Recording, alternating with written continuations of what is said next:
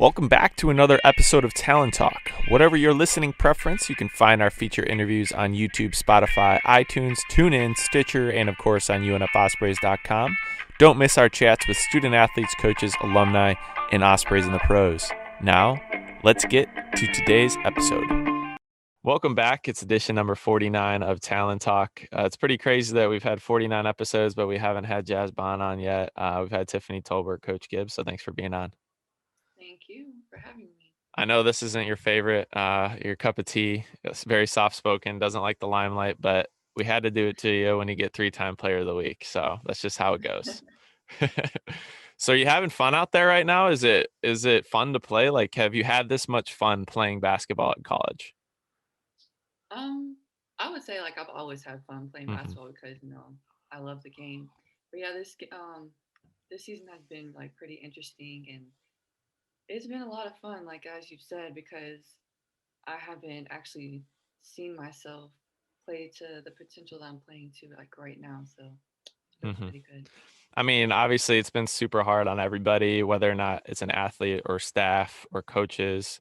Um, Does it feel like an extra amount of relief to get on the court and play this year? Like every time you get out there, like, does it feel unusually different in that sense where you're like, I'm able to separate myself from the problems of the world and everything when you get on the court?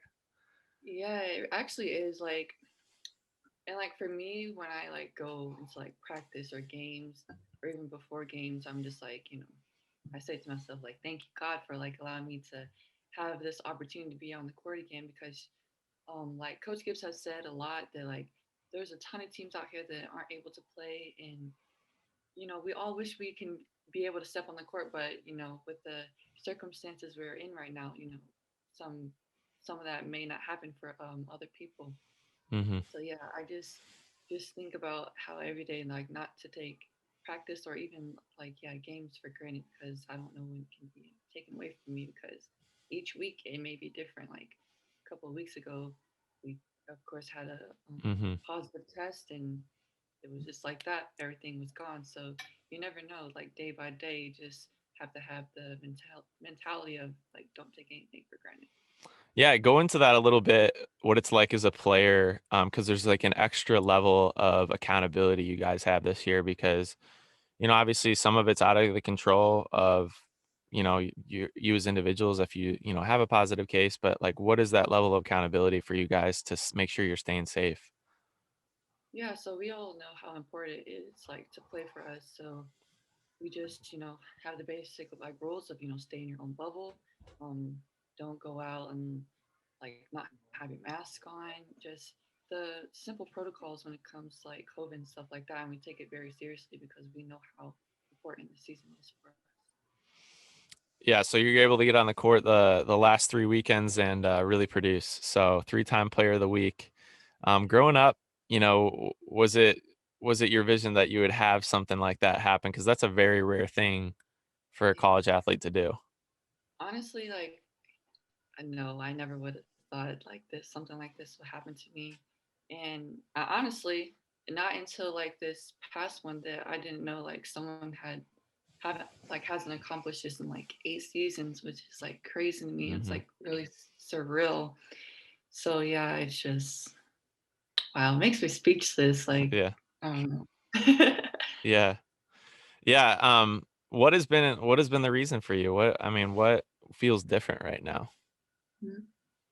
It's just my mentality, honestly. Like I know last year I was up and down, like it was like a little roller coaster when it came to consistency with me, playing on the court. And this year, like I told myself that like I need to be more consistent and I need to have an aggressive mentality because I know last year like there would be games where I was like aggressive, then there would be games where I wasn't. And like me and Coach Gibbs like sat down, he was saying how like I need to be more aggressive, um, like in every game and not just like some.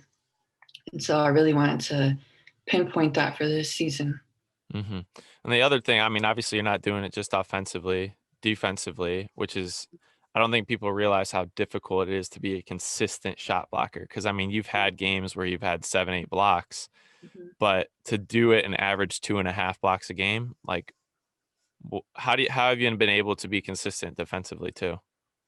Um, for me, like another thing that I like say to myself before I go into games, like I don't think of like, oh, have like an offense mentality. Like I just my thought process is to go in the game and focus on defense, and then offense will flow after that. So yeah, just for me to be aggressive on defense, and of course like not foul, but have that thought process. Okay, of when it's okay to block shots. So the last couple years, I mean, you had Janisha, you had Ty Purifoy a couple years ago, Mhm. Ariana as well. So kind of some more guard heavy lineups, people that were just going to be point guards. And then this year, Allie came in at the semester, and Marissa was kind of shouldering that load. How has it been working with this new group of guards getting you the ball? Yeah, first off, they've done an amazing job because I know this year has been pretty difficult. And I know for Mac, she wasn't necessarily like a point guard, so she's Hmm. taken on that role and she's done a great job at that. And then Allie coming in, and that was a lot of help for us because she's like a true point guard. So that helped us out a lot. And a lot of other players are taking on like the role, like a lot of different roles because, everything's been mixed up with, injuries and Hmm. stuff like that. So I'm very proud of my teammates. Hmm. They've done a great job this year, taking Hmm. on different roles, and which has helped us a lot during this season. Yeah, I mean, you guys have put yourself in a great spot at 6-2. If you go back 2 weekends ago, you had that chance for the weekend sweep against Kennesaw. And that game was up and down the game too, but you had 25. If we go back to this past weekend, it looked kind of the same narrative. It looked like you guys were going to get that win on the front end, and then game two, which is a hard game, was going to go to the Lions, but you guys had a huge comeback. What do you remember looking back on it a week ago now about what was that? What was the reason for that huge comeback in game two? Yeah, so like during this well, first off, we knew how important this game was for us. Like we were tied with the UNA, and we just wanted to, like, of course, come on top. The we didn't want the game like to happen to us like it did for Kennesaw. Hmm. So like during the whole game, we were like, we have to remember how important this game is to us. Like, no matter like what happens, like dive on the floor for balls, like be more aggressive than them, like have the best communication ever we can on the court, and just give it our all in whatever like minutes we had. I know it's like I think it going into the fourth that yeah, I think it was that when we like made the run the end of the Yep. third. Hmm. So we were like, okay, there's like so and so minutes left. Play your absolute hardest for this last few minutes of this game. What does the body feel like in quarter four of game two on these Mhm. back to backs? What are you feeling like cardiovascularly, legs? Yeah. Honestly, like adrenaline takes over, Hmm. thankfully. Hmm. So it really doesn't like affect you as much. Maybe that first quarter, I will say the first Sure. quarter like, gets to you a little bit, but as soon as adrenaline takes over, like you don't think about it at all. So and Hmm. you just think about winning the game. Yeah, so you're right. That was the big run in the third quarter going into the fourth. I think you guys might have been within 2 points of them. There were two really big shots that I saw at least. I know I was following some other games at the time too, but I was seeing some of your plays, and you hit the game tying three, and then you hit the game winning three. That game winning three, you had you really had no time to get that off. I mean, you had to catch and shoot literally. You didn't even get your feet set really. Um, Yeah. I mean, is that just instincts getting the ball up and getting it in on that shot, the game winner? Yeah, because like in my head, like before we even stepped on the floor and the ref Hmm. passed them the ball to start the time or whatever, like I envisioned myself shooting that shot because of course Coach Gibbs like drew it up on the board. So the whole time I envisioned myself shooting that shot. Hmm. And that's what ended up happening. So, you know, not speaking into existence, but Visualize, manifest it. yeah. I Yes. mean, going as a player, going to that. I mean, how many times does it actually come out as it's drawn up? You know, because that's funny because like um last year in the fourth quarter of the UNA game that I shot in the same exact spot. Yeah. He drew up that play and I missed it that time, Mm-hmm. and we ended up losing that game.